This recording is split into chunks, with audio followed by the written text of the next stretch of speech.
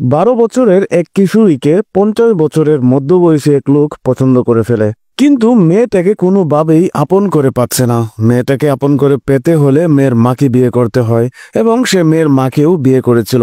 এরপরে এই মেয়ের সাথে এবং মেয়ের মায়ের সাথে এই ভদ্রলোক কি একই বিছানায় থাকতে পেরেছিল নাকি পারেনি, সেটি জানবো আজকের এই এক্সপ্লেনেশনে। আর এই গল্পটা সত্য ঘটনা অবলম্বনে তৈরি করা হয়েছে। তো চলুন মূল গল্পে চলে যাওয়া যাক।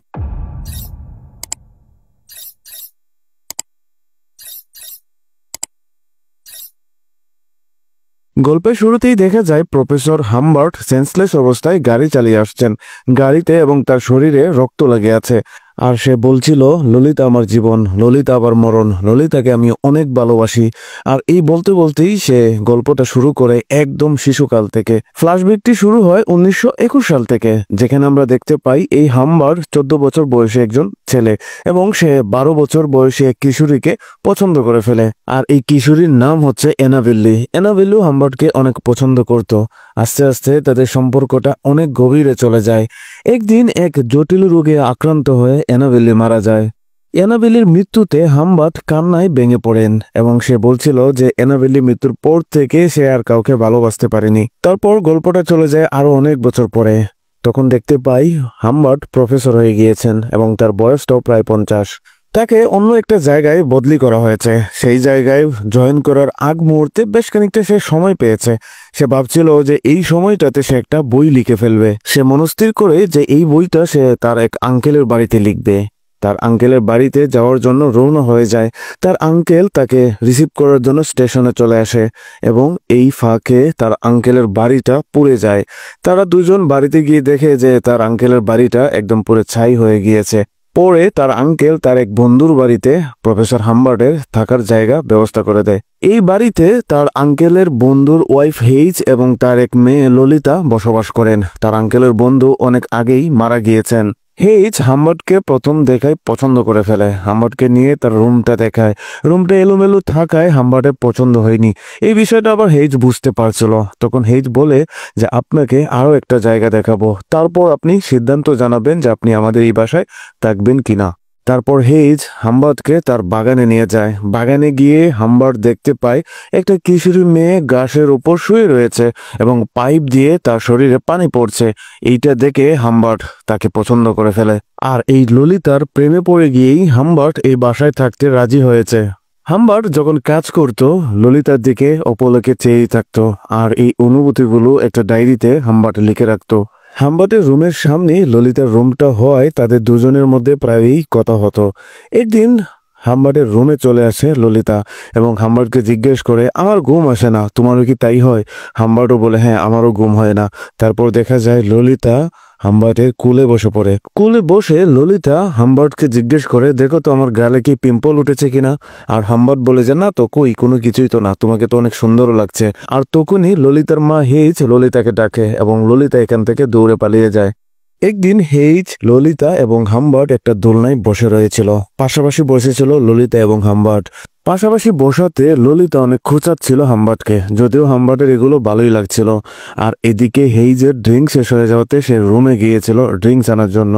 এই ফাঁকে ললিতা হামবার্টকে বলে যে, আমার মা তোমাকে অনেক পছন্দ করে, তুমি এক কাজ করো, আমার মা আসলে আমার মাকে বলো যে আমরা লেক পারে ঘুরতে যাব।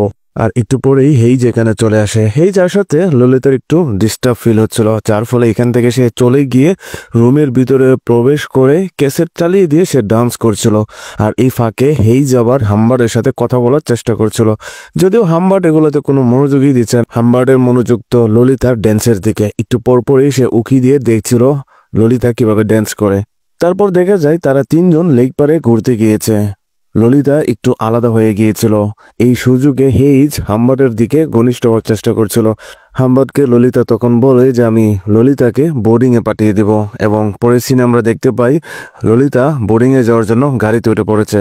ললিতা গাড়ি থেকে দেখতে পায় তাকে দেখছে হামবার্ট জানালা দিয়ে, এবং তখনই ললিতা গাড়ি থেকে নেমে সোজা চলে যায় হামবার্টের রুমে, এবং হামবার্টকে জড়িয়ে ধরে কিস করা শুরু করে। তারপর ললিতার রুম থেকে বের হয়ে যাওয়ার পর হামবার্ট ললিতার রুমে প্রবেশ করে, এবং ললিতার কিছু কাপড় চোপড় নাকের কাছে নিয়ে শুকা শুরু করে। তার কয়েকদিন পর হেইজ হাম্বার্টকে একটা চিঠি দিয়েছে। চিঠিতে লেখা ছিল যে হেইজকে বিয়ে করার জন্য, আর যদি সে রাজি না থাকে বিয়েতে তাহলে যেন সে বাড়ি ছেড়ে চলে যায়, কারণ হেইজের সামনে হাম্বার্ট থাকলে হেইজের কষ্টটা আরো বাড়বে। তারপর সে ভাবছিল হেইজকে যদি সে বিয়ে না করে তাহলে বাসা ছাড়তে হবে, আর বাসা ছাড়লে ললিতার সাথে তার যোগাযোগ বিচ্ছিন্ন হয়ে যাবে। আর যদি হেইজকে বিয়ে করে তাহলে ললিতার সাথে যোগাযোগটা থাকবে। সেই চিন্তা করেই সে কয়েকদিন পর হেইজকে বিয়ে করে ফেলে। একদিন হাম্বার্ট লেখালেখি করছে আর এইখানে হেইজ এসেছে, এবং হেইজ এসে দেখতে পায় একটা ড্রয়ার লক করা এবং জিজ্ঞেস করলো যে এই ড্রয়ারটা লক করা কেন।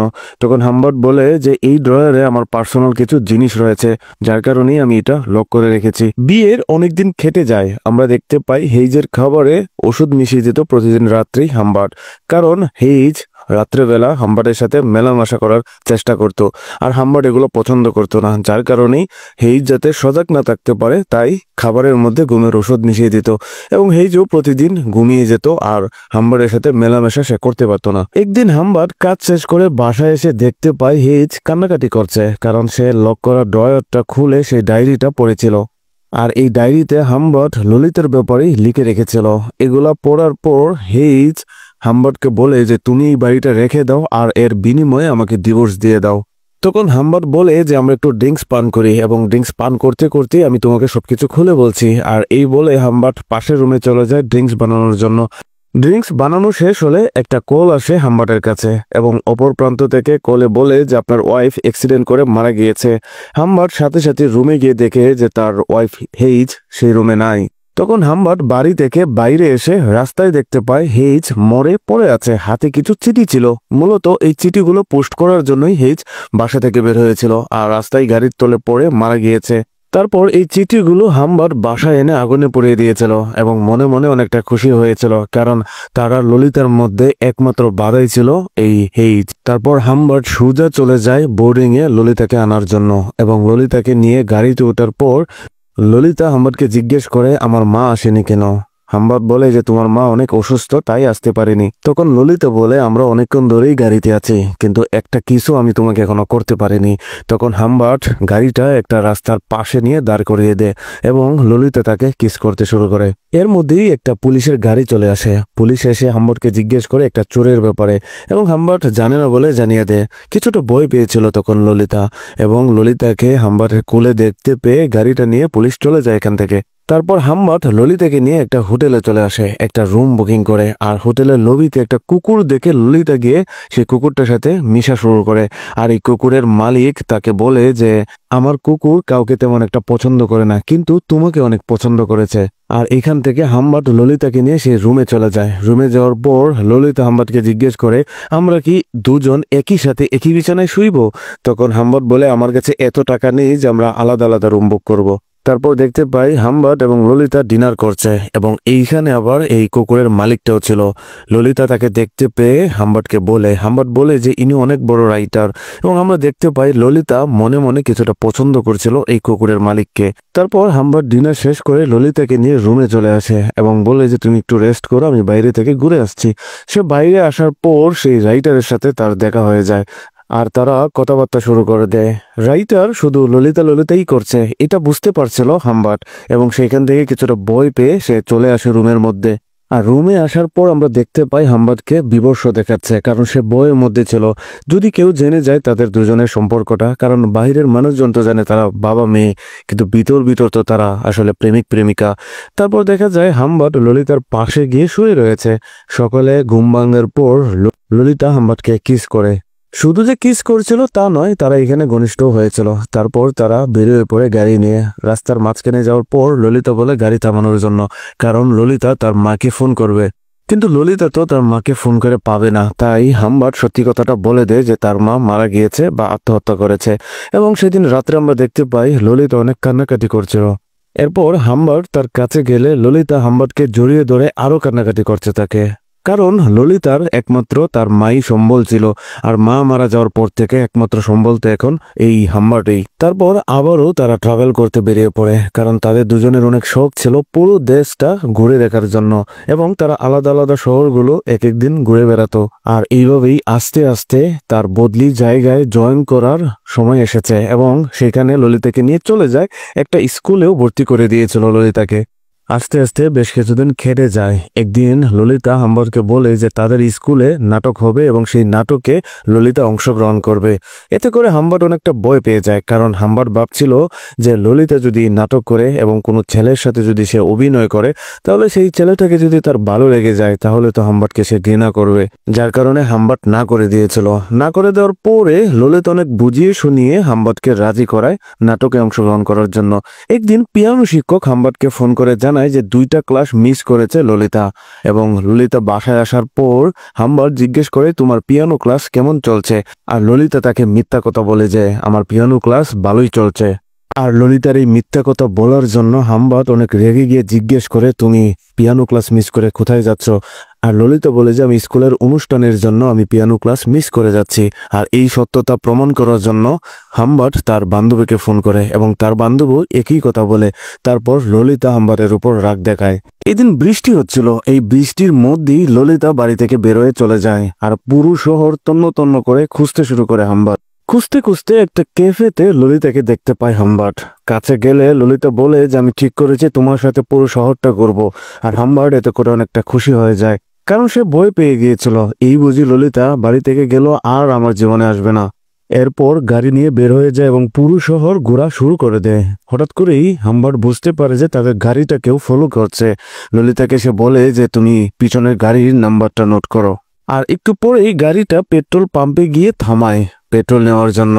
আর হাম্বার্ট যখন ক্যাশ কাউন্টারে গিয়েছিল, এই ফাঁকে সে পিছন ফিরে দেখতে পায় ললিতা পাশের একটা গাড়ির একটা লোকের সাথে কথা বলছে। সে দৌড়ে এসে দেখতে পায় সেই লোকটার এখানে নেই। এরপর ললিতাকে জিজ্ঞেস করে এই লোকটা তোমার সাথে কি কথা বলেছে। ললিতা বলে সে আমার কাছে একটা লোকেশন জানতে চেয়েছে। এরপর এরা আবারও ঘোরা শুরু করে দেয়। একটু পরেই তারা বুঝতে পারে যে আবারও কোনো একটা গাড়ি তাদের গাড়িটাকে ফলো করছে। তারপর হাম্বার্ট গাড়িটা থামিয়ে সেই গাড়িটার কাছে যায়, এবং সে যেতে যেতেই গাড়িটা ছেড়ে চলে যায় এখান থেকে। তারপর হাম্বার্ট ললিতার কাছে এসে ললিতাকে জিজ্ঞেস করে তোমাকে একটা নাম্বার নোট করতে বলেছিলাম, সেই নোটটা দাও। আর ললিতা বলে সে নোটটা নষ্ট করে ফেলেছে।